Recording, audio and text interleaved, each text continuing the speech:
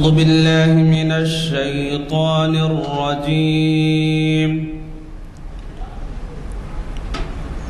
بسم الله الرحمن الرحيم.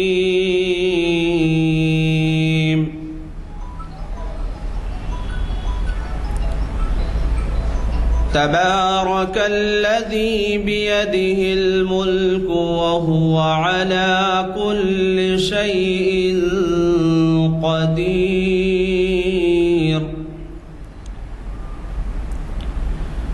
الذي خلق الموت والحياة ليبلوكم أيكم أحسن عملا وهو العزيز الغفور. الذي خلق 7 سماوات طباقا ما ترى في خلق الرحمن من تفاوت فارجع البصر هل ترى من فطور ثم ارجع البصر كرتين ينقلب إليك البصر خاسئا وهو حسير. صدق الله العظيم. يا أيها الذين آمنوا لا تلهكم أموالكم ولا أولادكم عن ذكر الله. صدق اللہ العظیم. برادران اکرام، السلام علیکم ورحمۃ اللہ وبرکاتہ. ابھی میں نے جو آیت تلاوت کی ہے یہ غالباً سورۃ منافقون کی ابتدائی حصہ ہے.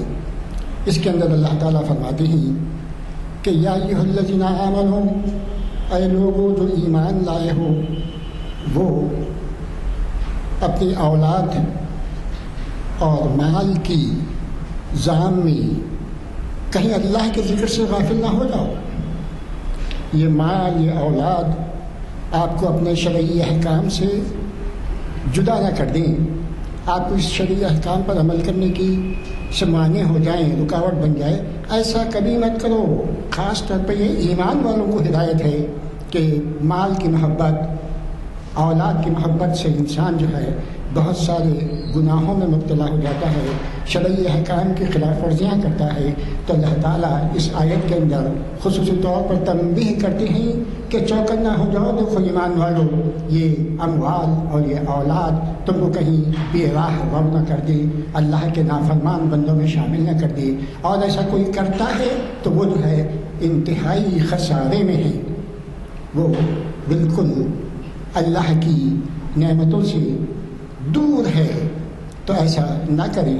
اللہ تعالی ہم سب کو اس بات کے اوپر عمل کرنے کی توفیق عطا فرمائے.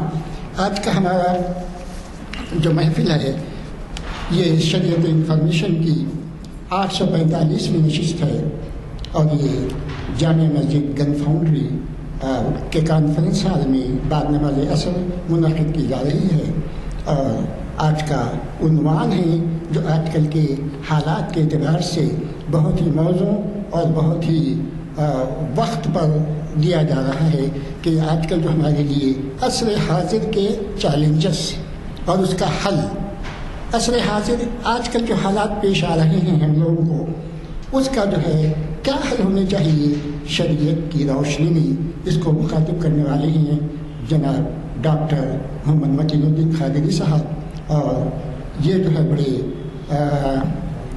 عالم دین ہیں، قرآن کے اوپر آپ کا بڑا عبور ہے. اس کے ساتھ ہی ساتھ آپ جو ہے سیاسی میدان میں بھی بڑی گہری نظر رکھتے ہیں.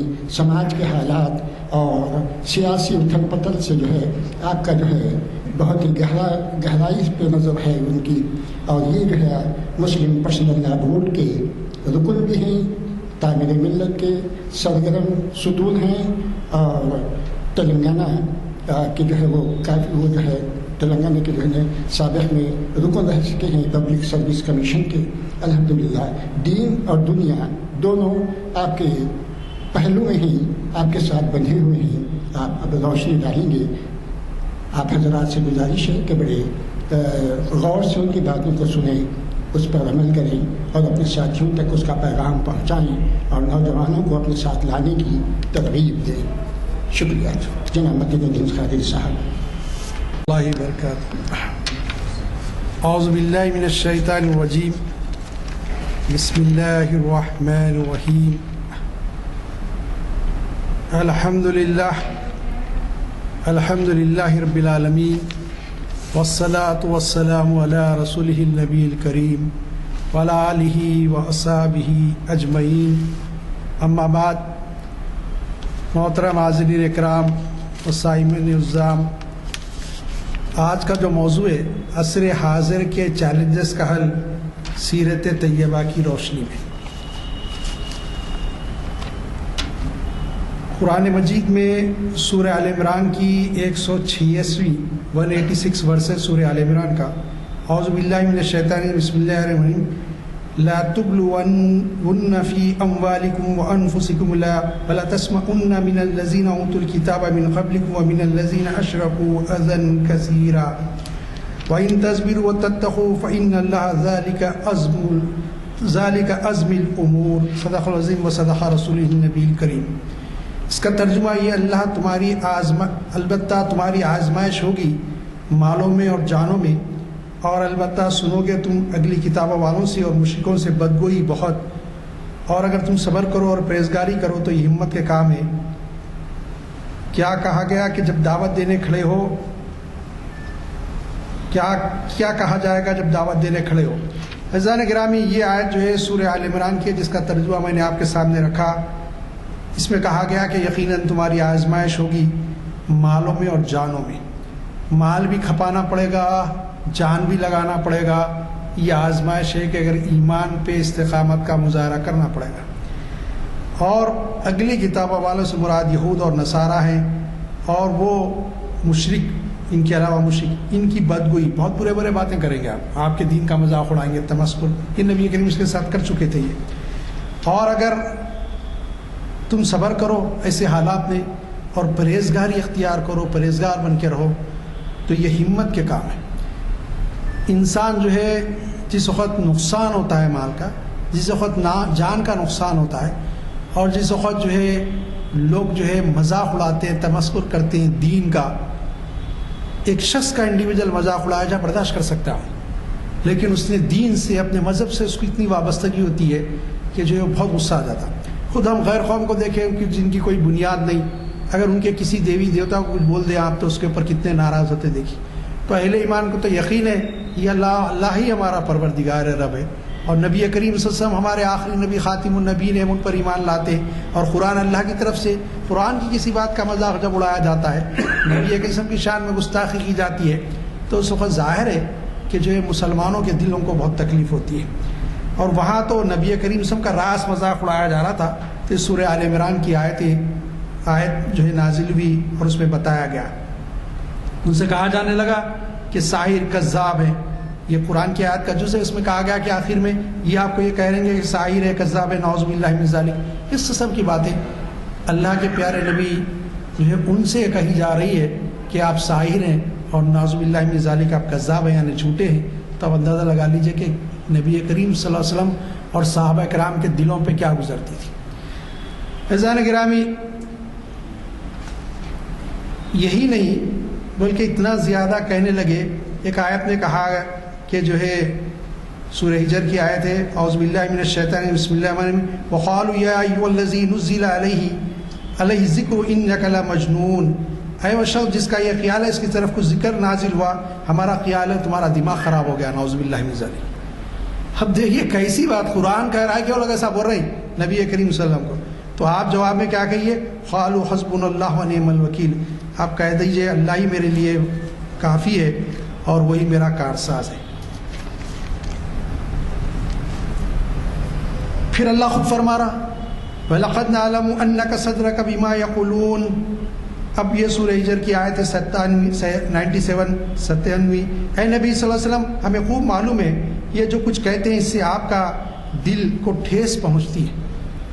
اللہ تعالیٰ خود فرما رہا ہے ہم کو معلوم ہے کہ آپ کے بارے میں جو کچھ کہہ رہے ہیں اس سے آپ کے دل کو بڑی ٹھیس پہنچتی ہے.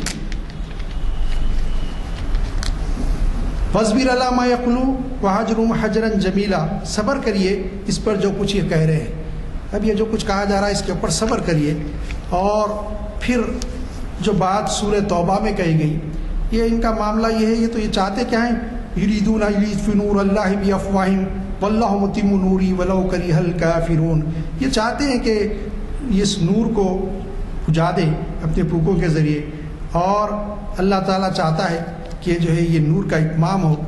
پھر وہ اس بارے میں تو وہ بہت بڑا پیارا شعر ہے، نور حق ہے کفر کی حرکت پہ خندہ زن، پھونکوں سے یہ چراغ بجھایا نہ جائے گا. یہاں پر ایک دل تسلی دی گئی کہ جو چاہتے ہیں اسلام کو مٹا دے، نبی کریم صلی اللہ علیہ وسلم کو ختم کر دے، یہ ایسا ہونے والا نہیں ہے. اللہ تعالیٰ تو اس دین کو مکمل کر کے رہے گا.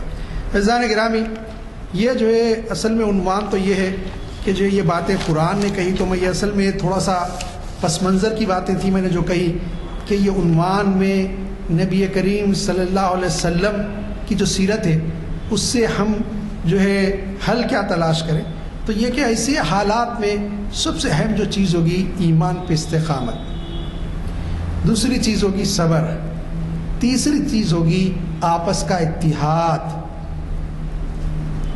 ہاں مجھے کہنے کی اجازت دیجیے، اتحاد کی بات نکلے تو زیادہ نہیں، 1-2 منٹ لوں گا.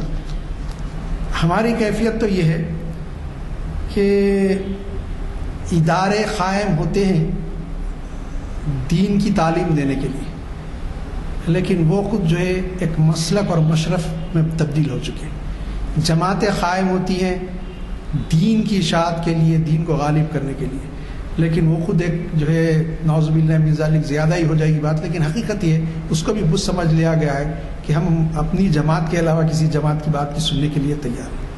اور کیفیت یہ ہے کہ جو میری جماعت کا ہے تو میرا بھائی ہے، نہیں، کلمہ گو میرا بھائی ہے، چاہے اس کا تعلق میری جماعت سے ہو نہ ہو، میرے مسلک سے ہو نہ ہو، میرا ہم خیال ہو نہ ہو، چاہے وہ میرا شخصی طور پہ کتنا بھی مخالف ہو، وہ اللہ اور اس کے رسول پر ایمان، آخرت پر ایمان رکھنے والا ہے تو میرا بھائی ہے.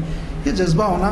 اور ابھی تھوڑا سا یہ کمی اس واسطے ہوئی ہے کہ بیچ میں تو بہت زیادہ ہو گیا تھا آپس میں، لیکن کمی اس واسطے ہوئی کہ مسلسل جوتے پڑ رہے، ہر طرف سے مار کھا رہے، تو جو ہے تھوڑا سا وقتیہ میرے کو ایسا دکھتا ہے کہ جو ہے بہت شدید گرمی میں تھوڑا سا ابر کا سایہ اس طرح یہ ٹھنڈا پڑا ہے. لیکن ہماری کیفیتیں دلوں کی، ہمارے حالات مسلمانوں کے جو ہے اتنے ناگفتہ ہیں کہ اگر ذرا یہ تلوار سر سے ہٹ جائے، سیکولر کوئی پارٹی آ جائے، تو میں سمجھتا ہوں پھر ہم وہی اپنی روش پہ آ جائیں گے اور آپس میں دست و گریباں ہوں گے. اللہ تعالیٰ اس ہماری کیفیت کو بدل دے، اس کا وہ کیفیت بنا دے کہ جس میں قرآن مجید نے اللہ نے فرمایا کہ جو ہے روماہ بینہم اشداء علی الکفار، محمد رسول اللہ والذین معہ اشداء علی الکفار روماہ بینہم. محمد صلی اللہ علیہ وسلم ان کے ساتھی کیسے ہیں؟ کفر کے بارے میں بڑے شدید اور آپس میں بڑے مہربان.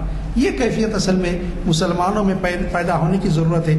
اور صحابہ کرام میں نبی کریم صلی اللہ علیہ وسلم نے ان کا تزکیہ کیا اور ان کی تربیت کی، پھر ان کو قرآن سے وابستہ کیا، تو ان کی کیفیت یہی ہو گئی کہ جو ہے وہ آپس میں لڑائی بھی ہوتی، اور اگر کسی وجہ سے دشمن سامنے آتا تو پھر دشمن کے خلاف ہو جاتے، آپس کی لڑائی کو بھول جاتے. یہ کیفیت ہوئی. اور تاریخ اسلام کے واقعات بہت سارے ہیں. روم کے بادشاہ نے جب حضرت امیر معاویہ کو خط لکھا اور کہا کہ میں نے سنا ہے کہ تمہاری اور علی کی جو اختلافات ہیں اور تم چاہو تو میں اپنی فوج کمک کی طور پہ، مدد کی طور پہ تمہارے لیے بھیجنے کے لیے تیار ہوں تاکہ تم علی سے لڑ سکو. تو انہوں نے خط کے جواب دیا جو تاریخ میں آتا ہے، اللہ عالم جو ہے وہ تاریخ میں وہ آپ کو بتا رہے ہیں کہ اے رومی کتے، جو پہلا سپاہی تیرے مقابلے کے لیے نکلے گا، یہ آپس کے ہمارے اختلافات ہیں. اگر تو اس نیت سے جو ہے اسلام پہ اور ریاست اسلام پہ حملہ کرنا چاہتا ہے تو علی کی فوج سے جو پہلا سپاہی تیرے مقابلے کے نکلے گا اس کا نام امیر معاویہ ہوگا. تو آپ دیکھیے کہ یہ جذبہ بھی ہم کو ایک طرف ملتا ہے، لیکن یہ کیفیات ہم کو پیدا کرنے کی ضرورت ہے. لیکن ان آیتوں میں جو بتایا گیا ہم کو، اور بھی بہت ساری آیت ہیں جس میں بتایا گیا کہ نبی کریم صلی اللہ علیہ وسلم کے ساتھ جو سلوک تھا وہ جو ہے عام انسان کے برداشت سے باہر ہے. بلکہ اگر دیکھیں تو جو ہے جتنے مصائب اور مشکلات دوسرے پیغمبروں پر آئے ہیں، اور یہی اس کا سب مجموعہ ایسا محسوس ہوتا ہے کہ پورے کا پورا نبی کریم صلی اللہ علیہ وسلم کی ذات پر لا دیا گیا ہے۔ یہ کیفیت، وہ لوگ جو آنکھوں کا تارا سمجھتے تھے، وہ لوگ جو اپنے معاملات آپ کے حل کراتے تھے، وہ لوگ جو امین و صادق کہتے تھے، تجارتی سفر پہ جاتے تو اپنے مال و متاع آپ کے پاس کسٹڈی میں آپ کی رکھا کے جاتے، اتنا یقین کرنے، رشتہ دار کرے بھائی کے نہیں رکھائیں گے، حضور اکرم صلی اللہ علیہ وسلم کے پاس لا کے رکھائیں گے۔ حد یہ ہو گئی، اتنی دشمنی کے باوجود بھی جو ہے حضور صلی اللہ علیہ وسلم ان کے سامنے 13 سال لگ بھگ جو ہے نبی بنائے جا، اعلان نبوت کے بعد ان کے ساتھ رہے، اور جب واپس جا رہے ہیں تو حضور کے پاس ابھی اتنی امانتیں تھی، حضور نے فرمایا فلاں فلاں کی امانت علی، کل رات صبح دے دیکھیے پھر آپ آ جانا مدینہ منورہ۔ تو اتنی امانتیں اس کے بعد بھی رکھائی جاتی تھی اتنا، لیکن اس کے باوجود دین کے بارے میں، یہ اسلام کے بارے میں، کلمہ حق کے بارے میں، کلمہ توحید اور رسالت کے بارے میں یہ برداشت نہیں ہوتا تھا۔ اصل دنیا کو جو ہے میرے سے اختلاف متین قادری ہونے کی وجہ سے نہیں ہے، میرے نام سے نہیں ہے، میری شخصیت سے نہیں ہے، اختلاف جو ہے میرے دل کے اندر جو ایمان ہے اس کی وجہ سے لوگ میرے سے نفرت کرتے ہیں۔ مسلمانوں کو یہ سمجھنا چاہیے ہمارے سے نفرت نہیں ہے، نفرت اس بنیاد پر ہے کہ تمہارے کنے جو ایمان ہے، جو روشنی ہے توحید و رسالت کی، وہ ہمارے کو گوارا نہیں، تمہارے پاس جو شریعت ہے یہ ہم کو پسند نہیں، یہ اصل معاملہ ہے۔ تو اس کے اوپر کیا کرنا پڑے گا؟ استقامت کا مظاہرہ کرنا پڑے گا، اس پہ آپ کو رہنا پڑے گا۔ اور یہ معاملہ یاد رکھ لیجئے، یہ حق و باطل کی کشمکش، یہ معرکہ آرائیاں، یہ تو جو ہے نوح علیہ السلام کے زمانے سے چلی ہے اور یہ قیامت تک جاری رہے گی۔ وہ اقبال کا ایک بڑا پیارا شعر ہے، ستیزہ کار رائے ازل سے تا امروز، چراغ مصطفی سے شرار ابو لہبی۔ تو یہ جو ہے ہمیشہ یہ شرارہ جو ہے ہمیشہ چاہتا ہے کہ چمن کے خرقن پہ گرے توحید اور رسالت کے اور اس کو جلا دے، یہ کیفیت ہمیشہ چلی رہی ہے، اور یہ بو جہلی یہ کیفیت ہمیشہ رہتی ہے، رہے گی۔ لیکن سوال یہ ہے اس وقت ہمارا کیا عمل ہوتا ہے، ہمارا کیا روش ہوتی ہے؟ اگر ہم دیکھیں نبی کریم صلی اللہ علیہ وسلم کی سیرت میں ایسے واقعات ملتے ہیں کہ نبی کریم صلی اللہ علیہ وسلم کے لیے کوئی جائے پناہ نہیں ہے، کہاں پناہ لیں، کوئی جگہ نہیں، مصائب مشکلات، پتہ چلا وہ نماز کی حالت میں دیکھا ابو جہل، عقبہ ابن معیط سے کہا ارے عقبہ کیوں نہ وہ فلاں گھر میں اونٹ کٹائے، اس کی پیٹ کا سامان لا کے ان پہ رکھ دو محمد پہ صلی اللہ علیہ وسلم پیٹ پہ، تاکہ اٹھے رہے سجدے سے، مذاق اڑائیں سب۔ وہ گیا عقبہ ابن معیط، بڑا شقی تھا، لا کے حضور کی پیٹ پہ رکھ دیا، اس کے وزن سے حضور اٹھ نہیں سک رہے تھے سجدے میں سے، اونٹ کا پیٹ کا سامان بہت وزنی ہوتا۔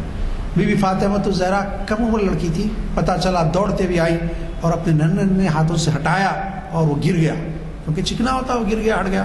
پھر اس کے بعد جب حضور صلی اللہ علیہ وسلم سجدے سے سر اٹھائے، راستہ چلتے کانٹے بچھائے جاتے، اور کسی وفد سے ملاقات کرتے، کسی سے بات کرتے تو پیچھے سے شریر بچوں کو لگایا جاتا، سردار پکارتے نعوذ باللہ من ذالک، جادوگر ہے جادوگر ہے، بات مت سنو بات مت سنو۔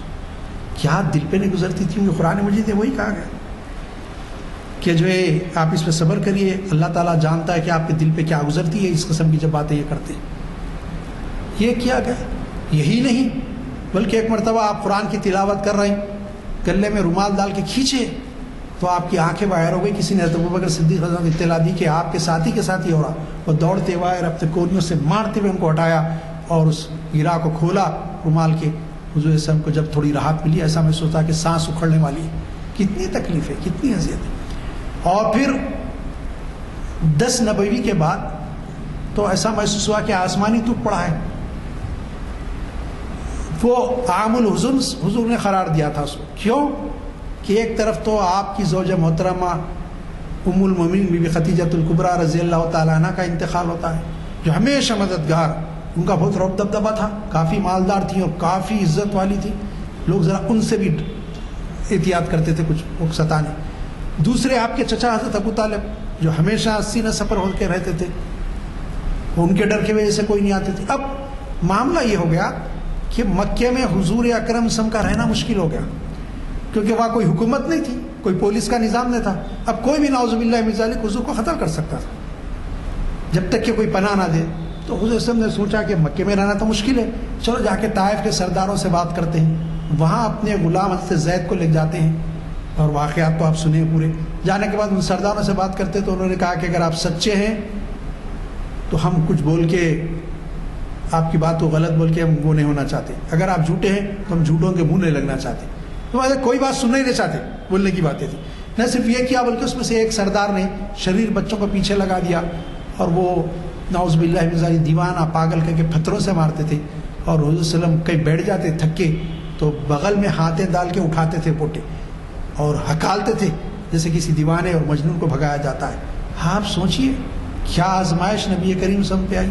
اللہ نے وہی فرمایا, یہ جو آیت میں نے تلاوت کی سورہ آل عمران کی کہ اور تمہاری آزمائش ہوگی مالوں میں اور جانوں میں.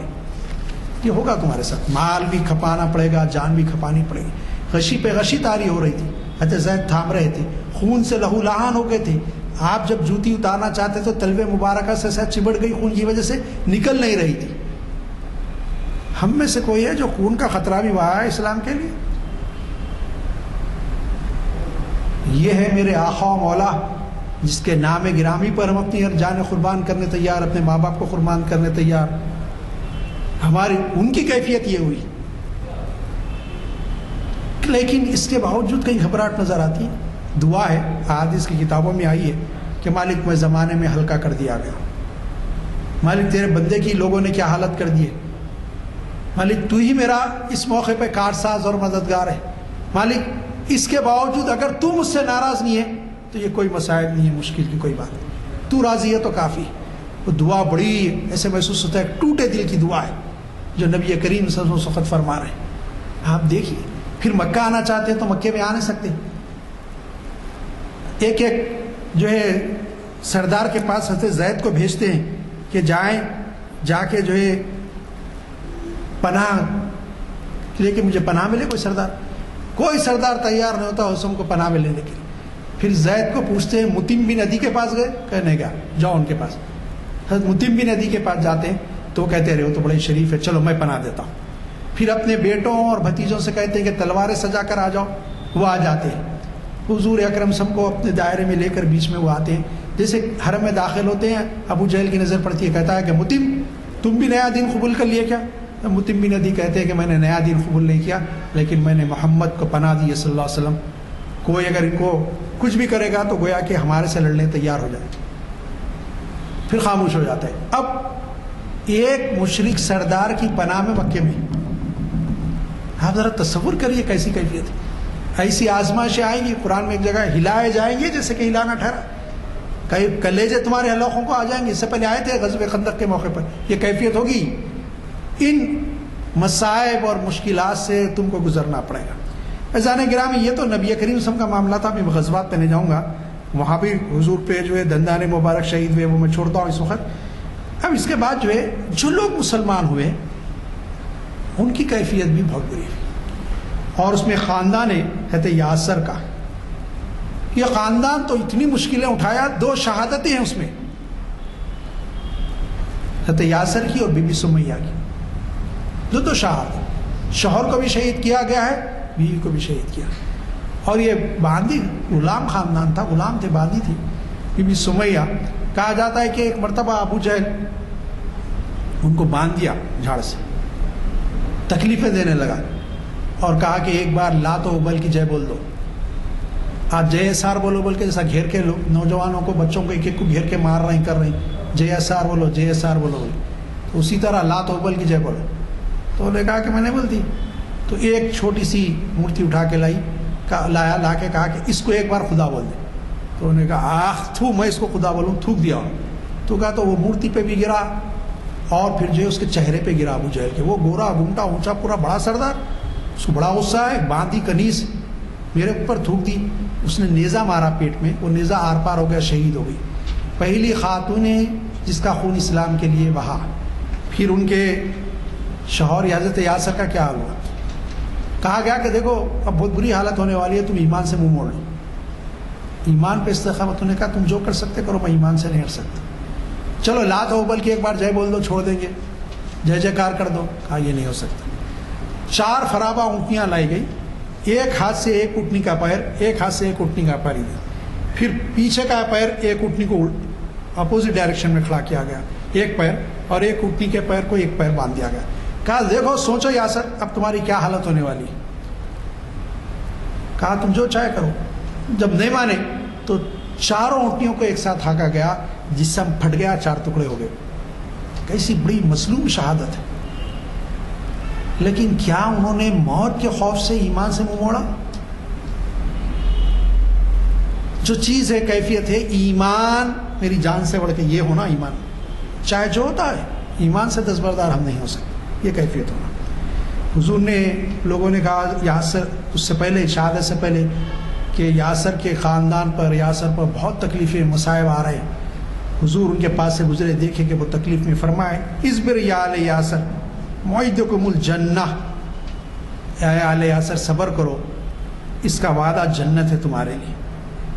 عزیزان گرامی، کیا تکالیف، کیا تکالیف. بلال حبشی اسلام قبول کرتے، امیہ بن خلف جو ان کا آقا ہوتا، تکلیفوں کی انتہا کر دیا. گرم گرم ریت پر لٹایا جاتا، سینے پر پتھر رکھے جاتے اور پیروں میں رسی ڈال کر کھینچا جاتا. کہتے ایک بار بول دو حبل اور لات و حبل کی جگہ چھوڑ دیں گے. ان کی زبان پہ ترانہ ہوتا، احد احد احد احد، ایک ہی ہے میرا اللہ، ایک ہی ہے میرا اللہ، ایک ہی. کیا آزمائش ہے. کہتے خباب بن الارض رضی اللہ تعالیٰ، یہ بھی غلام تھے. ان کو تو اتنی تکلیفیں دی گئی، جب خلافت راشدہ میں حضرت عمر بن خطاب رضی اللہ تعالیٰ کا دور آیا تو ایک مرتبہ صحابہ کے ساتھ بیٹھے ہوئے تھے حضرت عمر، ان کے ساتھی بھی تھے، صحابہ اکرام بھی تھے. تو آپ نے پوچھا خباب، ہم تو آزاد تھے، ہم پہ اتنا ظلم نہیں ہوتا تھا، تم غلام تھے، تم پہ تو بہت ظلم ہوتا تھا، کیسے ہوتا تھا، کیا کیا کرتے تھے تمہارے ساتھ؟ تو انہیں زبان سے کچھ کہنے کی بجائے اپنے کرتے کا دامن اٹھایا اور پیٹ حضرت عمر بن خطاب رضی اللہ عنہ سے طرف کر دی. دیکھا تو کالے سیاہ اور سفید دھاریاں پڑے ہوئے پیٹ پہ. پوچھا خباب کوئی بیماری ہو گئی کیا؟ تو انہوں نے کہا کوئی بیماری نہیں ہے امیر المومنین، دہکتے ہوئے انگاروں پہ مجھے سیدھا لٹا دیا جاتا تھا اور میری پیٹھ جلتی تھی اور چربی پگھل کر جب پانی نکلتا اس سے تو انگارے بجھتے تو میرے کو راحت ملتی. اس وقت اس کے نشانے، دہکتے ہوئے کولوں پہ لٹا دیا جاتا تھا، لیکن ان لوگوں نے کبھی ایمان سے منہ نہیں موڑا. عظیم گروہ تھا وہ صحابہ کا کہ وہ کبھی بھی پیچھے نہیں ہٹے. حضرت عثمان بن عفان رضی اللہ تعالیٰ عنہ ذوالنورین، دو صاحبزادیاں ان کے عہد میں نکاح میں دی، ایک کے بعد حضرت صلی اللہ علیہ وسلم نے ایک کے بعد ایک کا انتقال ہوا، پھر دوسروں. تیسرے خلیفہ عشرہ مبشرہ کے بہت بڑے صحابی گھر گئے، ماں کو پتہ چلا، چچا کو بلائی ان کے، انہوں نے جو ہے بوریے میں لپیٹ کر دھواں دیا تاکہ دم گھٹ کے مر جائے. بڑی مشکل سے جان بچا کے بھاگ کے آ گئے رسم کے پاس. کیسی تکلیف ہے. ایک کی ماں نے کھانا بند کر دیا، بچہ اسلام قبول کر لیا نہیں. تو انہوں نے کہا کہ لگے میری ماں کھانا بند کر دی. حضور نے فرمایا کھا لے گی وہ، سب خدمت کرو، سب سنو، ایمان کے بارے میں کمپرومائز نہیں، کوئی مفاہمت نہیں، ایمان پہ ڈٹے ہو. حضرت مصعب بن عمیر رضی اللہ تعالیٰ، حضرت مصعب کے والد بہت پیسے تھے، لکھ پتی، بلکہ آج کل کی اصطلاح میں کروڑ پتی کہنا چاہیے، لکھ پتی تو کچھ بات نہیں ہے آج کل، کروڑ پتی. ہوا کیا معاملہ ان کا معاملہ یہ ہوا کہ جو ہے اسلام قبول کرے 10-12 سال کی عمر میں، بہت کم عمر میں اسلام قبول کرے. گھر گئے، ماں کو پتہ چلا، ماں نے کہا ساری جائیداد، ساری دولت، چل بھاگ یہاں سے نکل، نہیں تو دین چھوڑ دینے. انہوں نے کہا یہ تو میں نہیں چھوڑ سکتا. اب وہ توحید اور رسالت کا نشہ چڑھنے کے بعد کوئی اترتا ہو، اترنے کا نام ہی نہیں ہو، تو کہا سب چھوڑ سکتا ہوں، یہ نہیں چھوڑ سکتا، گھر سے نکال دیا. آپ دیکھیے کون مصعب ہے جس کو گھر سے نکالا جا رہا. راستے میں چچا ملتا ہے، پوچھتا ہے مصعب کہاں جا رہا ہے؟ تو کہا ماں نے گھر سے نکال دیا. میں بھی سنا ہوں تو نیا دین قبول کرا. بولے ہاں. تو تیرے نئے دین کے مطابق تیرا باپ بتوں کی عبادت کرتا، مشرک جہنم میں جانے والا ہے. انہوں نے کہا سچ ہے؟ ہاں چل کپڑے اتار، یہ تیرے باپ کے، مشرک باپ کی، یہ بھی نہیں پہن گئے. لنگے برانہ حالت میں نبی وسلم کے پاس گئے. نبی وسلم نے ایک چادر دی تو باندھ دیا. اور کیسا کرو پھر تھا ایمان لانے سے پہلے. وہ جس گلی سے مکے کی گزرتے، عورتیں گھروں میں جو ان کے خوشبو عطر کی جو ہوا سے آتی سن کے کہتے ہیں مصعب گلی سے جا رہے. یمن ہندوستان کا عطر لگاتے، شامی لباس پہنتے، اس زمانے کا 400 درہم کا لباس جسم پہ ہوتا، عطر زبردست عطر لگاتے. لیکن اب کیفیت یہ کہ کپڑے نہیں پہننے کو، ایک چادر دیے تو باندھ لے کے. کیسے مشکلات. لیکن کبھی انہوں نے ایمان سے نہیں موڑا، اور نبی کریم صلی اللہ علیہ وسلم پہ جو تکالیف آئی اس وقت بھی نہیں موڑے. اس میں دو چیزیں کی گئی، ایک یہ کہ کوشش کی گئی کہ اسلام غالب آ جائے، اور جد و جہد کے لیے جو ساما فراہم ہو سکتے تھے، کوشش جو ہوتی تھی وہ جد و جہد کی گئی.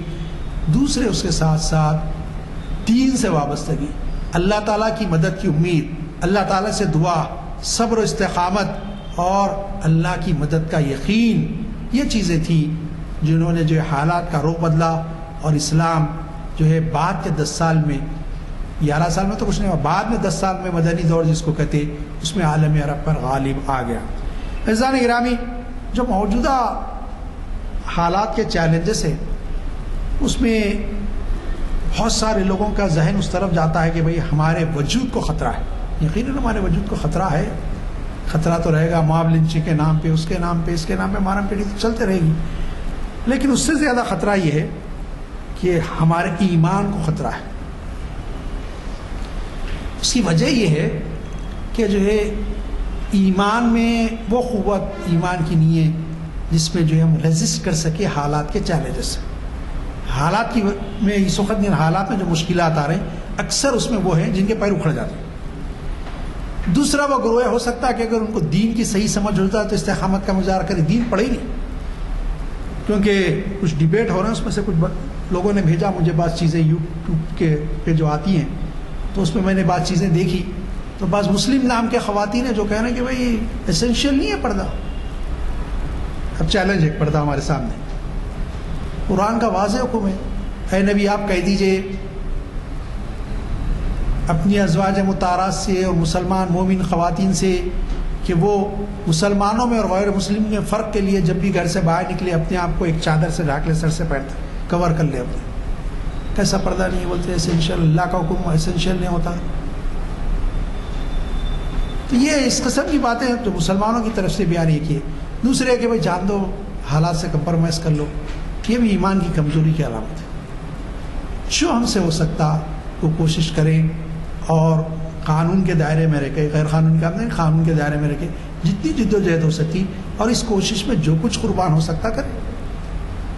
یہ جذبہ ہو، یہی تو ہم کو سیرت طیبہ سے درس ملتا ہے. یہ چیلنج جو آیا ہوا ہے. عزیزان گرامی، میں اس سے پہلے بھی یہاں جمعے کے خطاب میں کہا، اور پہلے وقت ہی میں کہہ چکا تھا، یہ جب معاملہ چلا تھا برقعے کا اسی وقت، یہ اصل میں ایک چیز پہ ختم ہونے والا معاملہ نہیں. معاملہ یہ کہ اس وقت جو حکمراں طبقہ ہے وہ جو ہے ٹھیٹ ہندوتوا کا نظریہ لے آئے. ہندوازم نہیں، ہندوتوا. ہندوازم اور ہندوتوا میں فرق ہے. تو یہ ہندوتوا کی آئیڈیالوجی لیا ہوا ہے. وہ چاہتا یہ ہے کسی طرح یہاں پر یونیفارم سول کوڈ لایا جائے. تو اب ایک ساتھ لانے کے بجائے کوشش یہ ہو رہی کہ ایک ایک چیز مسلمانوں سے دور کی جائے، ایک ایک چیز دور کی جائے. مجھے تو خدشہ ہے کہ فیصلہ شاید ویسا نہیں آئے گا جس کی آپ کو توقع ہے. اللہ بہتر جانتا ہے، لیکن مجھے خدشہ لگا ہوا ہے کہ جو یہ صورتحال ہے. ہو سکتا ہے سپریم کورٹ جانا پڑے، کیونکہ بورڈ کے جنرل سیکریٹری کا عالینہ مسلمان جنرل سیکریٹری صاحب کا بھی بیان ہے کہ اگر ہائی کورٹ میں کچھ ہوتا ہے تو ہم سپریم کورٹ جائیں گے. تو جو ہے یہ ہے کہ جو خدشات یہی ہیں کہ ہائی کورٹ میں ڈیسیشن فیور میں نہ آئے. اب سپریم کورٹ کی بھی جو حالت ہے وہ آپ جانتے ہیں، میں زیادہ نہیں بولوں گا. ایک طویل جد و جہد کے لیے مسلمانوں کو تیار ہونا پڑے گا. اگر آپ ابھی وہی کہ وہ کسی شاعر کا شعر ہے جو ہے کمیونسٹ تھے اصل میں، وہ کہ جو ہے تپتی راہیں مجھے پکارے، چھاؤں پکڑے دامن پکڑے چھاؤں گھنیری. سب تپتی راہیں مجھے پکارے، دامن پکڑے چھاؤں گھنیری. سب تپتی راہیں مجھے آواز دے رہی، آؤ اس راستے پہ چلنے کے لیے.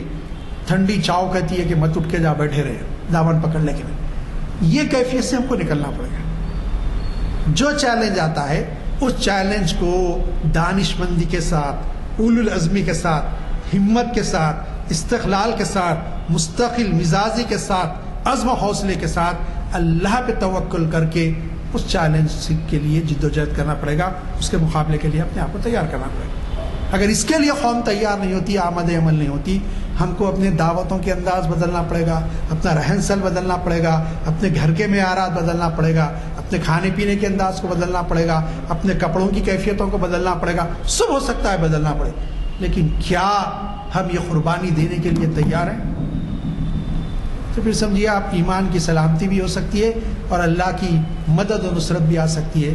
نبی کریم صلی اللہ علیہ وسلم کی حیات میں ہی تعلیم ملتی. جس وقت نبی کریم صلی اللہ علیہ وسلم مکہ مکرمہ میں دعوت دے رہے تھے تو پہلے تو مکے کے سرداروں نے آ کے ڈرایا اور انہوں نے کہا کہ جو ہے ابو طالب ہے سردار، آپ کے بھتیجوں کو روک لیجئے، نہیں تو سارے سرداروں سے پورے عربوں سے لڑنے تیار ہو جائے، سارا آل عرب آپ سے لڑنے تیار ہو جائے. انہوں نے کہا کہ بھتیجے میں بوڑھا ہو چکا، اتنا بوجھ مت ڈالو میرے پہ کہ جو ہے سردار مجھے ایسا دھمکی دے کے گئے. تو آپ نے کہا چاچا آپ یہ سمجھتے ہیں کہ میں آپ کے بھروسے پہ کر رہا ہوں؟ یہ ایسا نہیں ہے، میں اللہ تعالیٰ کے بھروسے پہ کر رہا ہوں. چاچا سن لیجئے، دو ہی چیزیں ہوں گے، یا تو اس راستے میں میری شہادت ہوگی یا یہ دین ان کے اوپر غالب آ کے رہے گا. کیا عزم ہے، کیا حوصلہ ہے، کیا یقین ہے اللہ تعالیٰ کی ذات پہ. یہ دو ہی چیزیں ہوں گی، یا تو اسلام غالب کر دوں گا یا اس راستے میں مارا جاؤں گا. تیسری ہے کیا شکل نہیں ہے. تو کیا جذبہ، کیا حوصلہ، کیا، یہ ہے سیرت طیبہ کا میسج آج کے چیلنجز کے دور. پھر خاموش ہو گئے، لڑ تو نہیں سکتے تھے، ابو طالب پہ دھمکی دینے میں آئے تھے. دوسری بات بتائیے، اور آج آپ کو معلوم ہے وہ جو ان کی سنسد ہوئی، دھرم سنسد، ادھرم سنسد کو دھرم سنسد بول رہے، وہ اس میں جو کہا گیا کہ 20 لاکھ مسلمان ہو. کیا آپ جو ہے بلیوں کو نہیں مار سکتے؟ 20 لاکھ کتوں کو مار کے دیکھو 20 لاکھ کیا ہوتا. کیا انسان جانوروں سے گزرے؟ مسلمان 20 لاکھ کو مار دیتے، ان کو مار دیتے، کھیلے تماشا ہے. تو یہ اس قسم کی باتیں ہوگی. اس کے بعد ایک دوسری چیز، اور یہ دوسری چیز بھی اس وقت چل رہی، بہت سارے آ گئے جہاں پہ وہ تو ایک چلے گا، اس کا نام بھی لینا گوارا نہیں، یو پی کے جو ہے شیعہ وقف بورڈ کا چیئرمین تھا، نام بھی نہیں لیتا میں سے، تو جو ہے ادھر ہی چھو گیا پورا. کسٹم جہاں بڑا پار بول کے چلو جانے دو، جہاں کی خمیر تھی خاک وہیں پہنچی بول کے چلے گئے. تو جو یہ معاملہ ہے تو جو کیا ہوگا. دوسری چیز آ کے کہا گیا، اب دیکھیں یہ بات نہیں ملی، دیکھو بھائی یہ خاندانوں میں جھگڑے، باپ بیٹے میں اختلاف، بھائی بھائی میں اختلاف، یہ سب آپ کے بھتیجے کی وجہ سے ہو رہا ہے. نہیں، ان کا مقصد اس سب کے ذریعے یہ ہے کہ بادشاہ بننا. ہمارے پاس عرب میں بادشاہ نہیں ہے، ہم مان لیتے یہ سردار کی اولاد ہے، ہم ماننے تیار ہیں، قریشی ہے، ہاشمی ہے، ہم ماننے تیار ہیں ان کو عرب کا بادشاہ. چلو یہ چھوڑ دو، بولو کلمے کی دعوت دیں. نہیں، دولت چاہیے، ہم وعدہ کر رہے ہیں سارے سرداروں سے بول کے سارے قبائل کی دولت ان کے خطبوں میں لا کے رکھ دیں گے، جیسے چاہے خرچ کرے. انسان تک دو کرتا 3 چیزوں کے لیے. تیسری چیز، اگر ان کا ارادہ یہ ہے کہ کسی عرب کے سردار کی بیٹی سے 2 شیزہ وہ بھی شادی کرے، اشارہ کر دے، تو جو ہے وہ سردار کی بیٹی ان کے خطبوں میں لا کے رکھ دے. پھر حضرت ابو طالب نے کہا میں بھتیجے سے مشورہ کرتا ہوں. بلا کے پوچھے چاچا میں لوگوں کو، چاچا یہ لوگوں کو میں لوگوں کو جو دوزخ کے گڑھے سے پکڑ کے کھینچ رہا ہوں کہ میرے کی دنیا میں الجھانا چاہتے ہیں، اس میں سے کچھ نہیں چاہیے. اب یہ بھی آئے گی لالچ، اور بہت ساروں کے سامنے آ چکی، اور جا بھی رہے بہت سارے لوگ، جانے والے جاتے رہیں گے. لیکن یہ بات یاد رکھیے کہ جو چیز اہم ہے وہ نبی کریم صلی اللہ علیہ وسلم کی سیرت کا یہ پہلو سامنے رہے، جو ہماری رہنمائی کرے گا، جو ہم کو حل دے گا کہ ہم کیا کریں. ایمان پہ استقامت، پھر مسلسل جد و جہد، کوشش، بیٹھنا نہیں رہنا گھر میں. تیسری چیز یہ کہ جو ہے یقین کامل کہ یہ مشکلوں کے بعد یہ کھٹا ٹوپ اندھیری رات ختم ہوگی، سحر نمودار ہوگی اور اسلام کا غلغلہ اور غلبہ ہوگا. یہ یقین ہو، پھر آپس کا اتحاد. آپ دیکھیں گے کہ یہاں کی فضائیں جس میں مسلمانوں کے خلاف نفرت ہے، یہاں کی ادائیں جو مسلمانوں سے عداوت کرتی ہیں، اور یہاں کی ہوائیں جو چلتی ہیں وہ نفرت کی چلتی ہیں اسلام کے خلاف، مسلمانوں کے خلاف. یہاں کی ہوائیں آپ کا خوش آمدید کہے گی، ویلکم کریں گی. یہاں کی فضاؤں میں تکبیر کی صدائیں بلند ہوگی، اور پھر یہاں کا ماحول پورا بدل جائے گا. لیکن شرط یہ ہے کہ یہ مصائب کی بھٹیاں ہیں، اس بھٹیوں سے گزرو، اس راستے کو جو خاردار راستہ ہے اس سے چلو، اور زخمی ہو، لہو لہان ہو، اور اس راستے کو پار کرو، تو پھر منزل نظر آئے گی کہ وہ منزل جس میں اسلام کا غلبہ ہوگا، اور جو مسلمان اس شان سے پھر اس ملک میں رہیں گے. لیکن اگر آزمائشوں سے گھبرا جائیں گے، اگر حالات سے گھبرا جائیں گے، اور عزم و حوصلہ اپنے اندر نہیں پائیں گے مقابلے کا، تو پھر آپ دیکھیے صفحے ہستی سے مٹا دیے جاتے ہیں. دنیا کی تاریخ اس بات کی شاہد ہے، ہر زمانے میں ہر قوم کے سامنے جو ہے وہ دور چیلنج پیش کرتا ہے، اور جو قومیں اس چیلنج کا رسپانس دینے کے لیے تیار ہوتی ہیں، اپنے آپ کو تیار کرتی ہیں، اپنے میں خوبیاں، وہ کوالٹیز پیدا کرتی ہیں، مورل طور پر، فائنینشیل طور پر، اور جو بھی ذرائع ہوتی ہیں پوروں کو استعمال کرتی ہیں اور چیلنج کا قبول کرتی ہیں اور اس کا جواب دیتی ہیں، تو قومیں بام عروج پر پہنچ جاتی ہیں، دنیا میں ان کا نام روشن ہوتا ہے۔ اور جو قومیں بزدلی کا مظاہرہ کرتی ہیں، جو ہمت ہار جاتی ہیں، جو جد و جہد سے جی چھڑاتی ہے، جو کوشش اور کاوش کو چھوڑ ڈالتی ہے اور اپنے گھروں کو بند کرتی ہیں، جو ہے شیطر مرغ کی طرح جب ریت کا طوفان آتا ہے تو منڈی ریت میں چھپا کے سمجھتا ہے اوپر سے گزر جائے گا، اسی کے اندر زندہ دفن ہو جاتا ہے، وہ قومیں صفی ہستی سے مٹا دی جاتی ہے، ان کا وجود ختم ہوتا ہے، تاریخ میں ان کا نام ہے۔ فیصلہ آپ کو کرنا ہے۔ غیر قوم بھی کہہ رہی کب تک بھائی، ایک سکہ انٹرویو دیکھا سردار جی کا، وہ کہہ رہا کہ ہم 2% ہے، ہمارے کو بول کے دیکھو قطعتے کیوں آپ لوگ کیوں جد و جہد نہیں کرتے، کیوں احتجاج نہیں کرتے؟ تو یہ کیفیت بدلنی پڑے گی، یہ کیفیت بدلنی پڑے گی۔ عزیزان گرامی، ایک اور خطرہ ہے، جس طرف حالات جا رہے ہیں مسلم قیادت سے نوجوان مایوس ہوتے جا رہا ہے اور ایک تیسری راہ کی طرف جا رہا ہے۔ میں کہہ رہا ہوں وہ تیسری راہ خودکشی کی راہ ہے، خود ڈوبیں گے دوسروں کو بھی لے کے ڈوبیں گے۔ وہ راستہ ہے جس میں وہ دہشت گرد مسلم تنظیمیں ہیں، غیر مسلمانوں کی بہت دہشت گرد تنظیمیں ہیں، مسلمانوں کی نہیں، جو ہے صرف اپنے نظریات کے خلاف بھی جو ہوتا ہے وہ مسلمان غیر مسلمان نہیں دیکھتے، اس کو بم سے اڑا دیتے، ہلاک کر دیتے۔ کہیں ایسا نہ ہو کہ ہمارے نوجوان اس طرف جائیں۔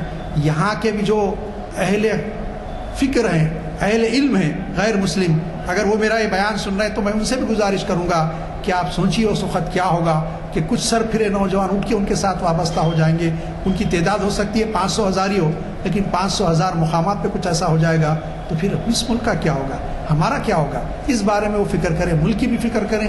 جو بات کریں کہ ملک کی دعائی دیتے ہیں، ہماری فکر تو چھوڑ دیجئے، لیکن آپ اپنی فکر کریے کہ اس وقت کیا کیفیت ہوگی۔ لیکن وہ کیفیت سب کے لیے نقصان دہ، کسی ایک قوم کے لیے نہیں، اس ملک میں رہنے والے ہر انڈیویجول فرد کے لیے، ہر قوم کے لیے نقصان دہ۔ ہم تو دعا کرتے کہ ایسی کیفیت نہ آئے، لیکن دوسری بات یہ ہے کہ ہم ضرور جد و جہد کریں۔ میرا آج جو گفتگو کیا میں نے، اس کا حل یہی ہے کہ ہم ایمان پہ استقامت کا مظاہرہ کریں، حالات سے کمپرمائز کرنے کے بعد مقابلہ کرنے کا اپنے حوصلہ پیدا کریں، ہمت، حوصلے اور استقلال کے ساتھ، صبر کے ساتھ، سکون کے ساتھ، عقل مندی کے ساتھ، دانش کے ساتھ راستے ڈھونڈیں کہ کن راستوں پہ چل کے ہم ان کا مقابلہ کر سکتے ہیں۔ اس کے لیے اپنے آپ کو تیار کریں، تن من سب لگانے کے لیے تیار ہو جائیں، مال و متاع قربان کرنے کے لیے تیار ہو جائیں۔ اپنے جسم کو نقصان پہنچتا ہے، جان بھی جاتی ہے، تو یہ بھی لگانے کے لیے تیار ہو جائیں۔ تو انشاءاللہ وہ وقت آئے گا کہ جو ہے اس ملک میں اسلام کا بال بالا ہوگا۔ اقبال کے الفاظ میں شب گریزہ ہوگی آخر جلوے خورشید سے، یہ چمن معمور ہوگا انشاءاللہ نغمے توحید سے۔ شفینا مولانا محمد وعلى آل سيدنا شفینا مولانا محمد بارک وسلم۔ ربنا آتنا فی الدنیا حسنہ وفی الآخرۃ حسنہ وقنا عذاب النار۔ اللهم اجرنا من النار، اللهم اجرنا من النار یا مجیر یا مجیر یا مجیر۔ اللهم نسألك رضاك الجنہ ونعوذ بك من سخطك والنار۔ یا اللہ تعالیٰ جس حالات جو نظر آ رہے ہیں مایوس کن حالات، مالک یقیناً آپ کی ذات پہ ہماری امیدیں آپ ہی سے وابستہ ہیں۔ مالک آپ ہی کی کلمہ پڑھنے والے، آپ ہی کے نبی کا کلمہ پڑھنے والے اور آپ کی تکبیر کبریائی بلند کرنے والے ہیں۔ مالک ہمارے پر رحم فرمائیے، کرم فرمائیے۔ مالک ان مشکل حالات سے ہم کو بچا لیجئے۔ مالک اگر حالات آنا ہی مقدر میں ہیں تو پھر استقامت کا مظاہرہ کرنے کی توفیق عطا فرمائیے، صبر عطا فرمائیے، قوت عزم و حوصلہ عطا فرمائیے تاکہ ان حالات کا مقابلہ کر سکے۔ مالک ہم کو ایک بنا دیجئے، نیک بنا دیجئے۔ مالک قرآن مجید آپ کی رسی کو مضبوط سے تھامنے والا بنا دیجئے۔ مالک رحم کے کرم کے طلبگار ہیں، رحم کے کرم کے معاملے ہمارے ساتھ فرما دیجئے۔ جب تک دنیا میں زندہ رکھیے، اسلام پر زندہ رکھیے، ہم سب کا خاتمہ ایمان پر فرمائیے۔ صلی اللہ تعالی علی خیر خلق محمد وآلہ وصحبہ اجمعین برحمتک یا رب۔